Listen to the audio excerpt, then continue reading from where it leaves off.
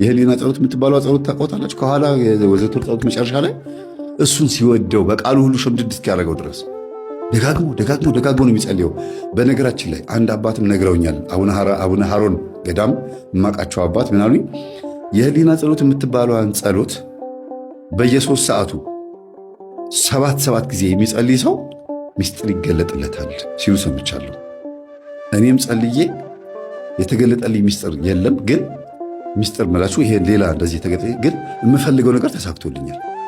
የሆነ የምፈልገው ነገር በዛው ይሄን ነገር በጸለይኩበት ሳምንት በጣም በቃ ሊሳካ ይችላል የማልጠብቀው ነገር ተሳክቶልኛል። እና ሚስጥር ምናልባት ከሆነ ይሄ ነው ማለት ሚስጥር ይገለጥለታል ይላሉ። ሌላም አንዲት እህት ይሄን ነገር ነግሬያት መምህር እግዚአብሔር ስጥህን ያለች አሁን የት መሰላችሁ ያለችው? ውጭ ሀገር ነች። ሀገሩን መናገር የሚያስፈልግም ውጭ ሀገር ናት። ይህንን ነገር ስነግራት በተግባር ፈጽመው መምህር እግዚአብሔር ስጥ ብቻ ነች። የሆነ ነገር ተሳክቶላታል። ምን ነው ጊዜ አቡነ ሀሮን ገዳም ያሉ አባት እንደዚህ ብለው ነገሩኝ ብለህ ስትናገር ቀጥታ አቡነ ሀሮን ገዳም ነው መሄድ የፈለጉት አለች። ሄደች። ሳልነግርህ ሄጄ በመምጣቴ ይቅርታ አለችኝ። ሄዳ አግኝታቸው ማን እንደሚባሉ አይታ ፎቶ አብራቸው ተነስታ ሀገሯ ገብታ በቴሌግራም ላከችልኝ ፎቶ። ምን አግኝተሽ ነው አልኳት። ያገኘሁትን ማቀው እኔ ነኝ። እግዚአብሔር ይስጥህ። በየ3 ሰዓት ልዩነቱ 3 ሰዓት፣ 6 ሰዓት፣ 9 ሰዓት፣ 11 ሰዓት፣ ማታ 3 ሰዓት። ለምሳሌ 3 ሰዓት ከሆነ ህሊና ጸሎትን 7 ጊዜ ትጸልየዋለች። ጊዜ ስላላት ነው። እና ይሄንን የሚያደርግ ሰው ለ7 ቀን ተከታታይ ይሄንን የሚያደርግ ሰው በቀን እንደዚህ እያደረገ ማለት ነው። ወይ በሌሊቱ ወይ በቀኑ ነው። የሌሊቱ ከሆነ የሌሊቱ 3 ሰዓት፣ 6 ሰዓት፣ 9 ሰዓት፣ 11 ሰዓት እና ደግሞ ጠዋት 1 ሰዓት ወይም 2 ሰዓት ማለት ነው። በ3 ሰዓት ይቅርታ። እንዲህ እያደረገ የሚጸልይ ሰው ሚስጥር ይገለጥለታል። ይሄንን በጣም እርግጠኛ ሆኜ ነው የምነግራችሁ። እና ይሄንን ጸሎት እየጸለየ ይሄ ልጅ ለመጨረሻ ሳወራ ሰምቶ ነው እንደዚህ ብዬ ስናገር መምህር ሚጣ የምትጸልየውን ጸሎት ዘውትር ጸሎት ጸልዩ አለኝ። በተለይ ግን የህሊና ጸሎት የሚባለውን ጸልየው አልኩት። ለምን ሚጣ ነግራኛለች። ይህንን ስጸልይለት እኮ ተቆጥቶኛል፣ በጥፊ መቶኛል አለች። በጥፊ መታሽ? አይ እሱ አይደለም ላይ ወዳለው መንፈስ ነው አልኳት። በፊት ነው ገና መጀመሪያ ቀን ላይ ስጸልይለት እና ያንን ጸሎት የሚጠላ መንፈስ አለ ማለት ነው ውስጡ ብዬ ነው የገመትኩትና ይሄን ጸሎት ጸልይ አልኩት። መምህር ለምንድን ነው ይሄን ያዘዝከኛለኝ? ይሄን ስትጸልይልህ ሚጣ ምንድን ነው ያደረካት? ጊዜ አይ ለእሷ ነው ጥፊ ሆነው እንጂ ዞር ቢያን ቸርዛ ሂጅ ብዬ ነው እንደዚህ ያደረኳት አለ። ለእሷ ግን ጥፊ ነው። አዎ ሕፃን ነች አልኩት እና በዛ ውስጥ ግን እመቤታችን በጥፊ የመታሃት ስለው ጊዜ ውይ እመቤቴ ይቅር ትበለኝ፣ ይሄንማ እየጸለይኩኝ የምትለኝ ነገር አደርጋለሁ አለ። በቀን 7 ጊዜ እየጸለየ ለ7 ቀን ከምግብ ይሄ ሱባኤ ምናምን ነገር አይደለም፣ ዝም ብሎ ጸሎቱን ብቻ በመጸለይ ከፈለጋችሁ ደግሞ እንደ ሱባኤ ማድረግ ትችላላችሁ። እናንተ ረክ ብሎ የተነሳው መንፈሱ ማነህ? አዳል ሞት የለኝ አንድ ነኝ አለ። ሰራዊት ስንት ነው? ሰራዊት አለ። ይህ አንተን አዳራሽ የምታንጫጫው እጅን እየጫንክ እንደዚህ የምታደርገው አልኩት። አዎ እኔ ነኝ። በጣም ይገርማል። የሚያጠምቁት አባት ራሳቸው እንኳን ትንሽ ኮተት ችግር የነበረባቸው አባት ነበሩና በሱ ሲገረሙ ሁሉ አይቻቸዋለሁ። ኮተት ስላቸው አንዳንድ ነገር ሰምቻለሁ። ወይኔ ጸልይላለሁ አንድ አለ ጥሩ መጽሐፍ አለ መፍትሄ ስራ ምናምን ብለው የሚያጠምቁ ከናቸው። የዛ የአንድ ቤተክርስቲያን ጥምቀት ጸበል ቦታ ማለት ነው። ይህ ሁሌ የምነግራቸው ይሄንን ነው። ያጠምቃሉ ግን ችግር አለባቸው፣ ሌላ ነገር ይደግማሉ። የምነግራቸው ለዚህ ነው።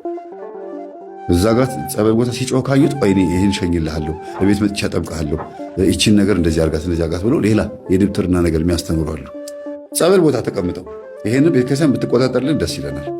ፈትኗቸው እስቲ ቼክ አርጓቸው፣ አታጧቸው እንደዚህ አይነት አባቶች። እና እኛ አባትም ተገርመው በጣም ተገርመው ጴንጤ ነበረ ፓስተር ነበረ ሲባል ሰምተው ማነህ ሲባል አዳልሞቴ ስንት ነህ ሲባል አንድ ነኝ ግን ህዝቡን በሙሉ እንዳለ በከልኩት ሲል የነበረው ሰምተው ገርሟቸዋል። እና ምናልባት እንግዲህ እሳቸውም የሆነ ችግር ይኖርባቸው ይሆናል። ወደዚህ ስንመጣ ሚጣ ቆርባ ወደ ቤት ትግባ ተባለ እና ነጭ ልብስ ገዙላት። ነጭ ካልሲ፣ ነጭ ታይት፣ በቃ አማረባት። ካናቴራ ምናምን ደስ አለት። እግዚአብሔር ይስጥህ አመሰግናለሁ፣ አሳመርከኝ እኮ መልአክ አስመሰልከኝ እያለች ገዝተውላት ነጭ በነጭ ለብሳ አስቆርበዋት ወደ ቤት ገባች። እንደ ልዕልት ነው ያዩት። እማማ ራሳቸው በጣም ደስ ብሏቸው አልቆረቡም። እማማ ራሱ ገና ነው እኮ ገና ነው። ከዛ እሷ ቆርባ ከገባች በኋላ እማማ እመቤቴ እቺ ትንሽ ልጅ ማለት አንቺ ነሽ፣ በአታ ማለት አንቺ ነሽ። የ3 ዓመት ልጅ ሆነሻል ወደ ቤተ መቅደስ የገባሽው አበቃ። እቺ ልጅ ወደ ቤታችን ቆርባ ገብታለች። ሁሉም ቆራቢ እንዲሆን እፈልጋለሁ።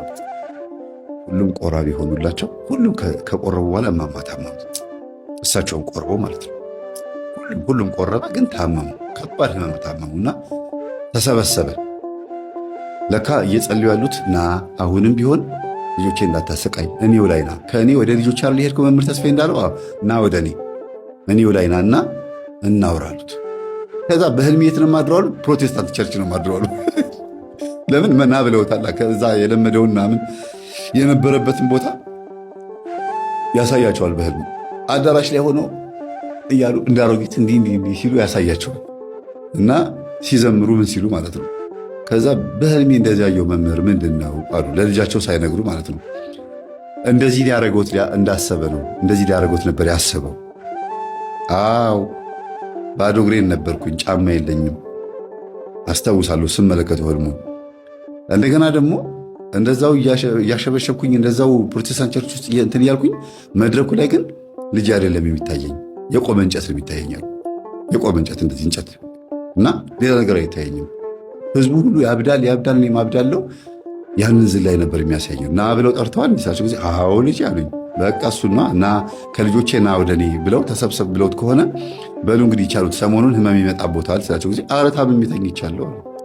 እንዴ ማዘር እና ብለው ከጠሩ በኋላ እኮ ህመም ከሆነቦት መንገድ መደወል አለቦት እኮ እንደዚህ ለምዝ ይላሉ ብዬ ካህን ይዤላቸው ሄድኩኝ። ጸበል ተረጩ። በሳምንታቸው ድነው ተነሱ። ከዛ እሳቸው መጮህ ነበረባቸው። ማለቴ መንፈሱ ጮህ አላር ለመጀመሪያም መጮህ ነበረባቸው። ማለቴ ጮሆ መውጣት ነበረበት። ክትትል ያርጉ ብያቸው አዳልሞቴና ጠቋር ሄጃለሁ አሉ። አሁን የቀረው ማለት ወሰንገላ ነው። ወሰንገላ ደግሞ ለምንድን ነው የቀረው? ለልጃቸው ስም አውጭለት ብሎ ወሰኔ ብሎ ስም ይጠሩት ነበርና አሁንም በተደጋጋሚ ወሰኔ ሲሉት አቤት እያለ ይመጣል። እማ በቃ ይሄን ስማት በዚህ ስማት ትጥሪኝ ይላል። ቤት ውስጥ እሳቸው ወሰኔ ብሎ ሊጠሩት ስሙ ሌላ ነው እና ይሄ መንፈስ ለካ አሁንም አለሁ ተፈላጊ ነኝ እጠራለሁ እየተጠራሁ ነው ብሎ አስቦ ነው የቀረው። ከዛ ማዘር ስም ቀይሩለት አልኳቸው። ማን ልበሉ አሉኝ። አይ እርስዎ ደስ ያሉትን ስም ቀይሩለት፣ በቃ ከመጽሐፍ ቅዱስ ወይ ከሰሙት ውስጥ በቃ ሌላ ስም ወጥቼለታለሁ። እዛው የቤት ስም ወጣለት።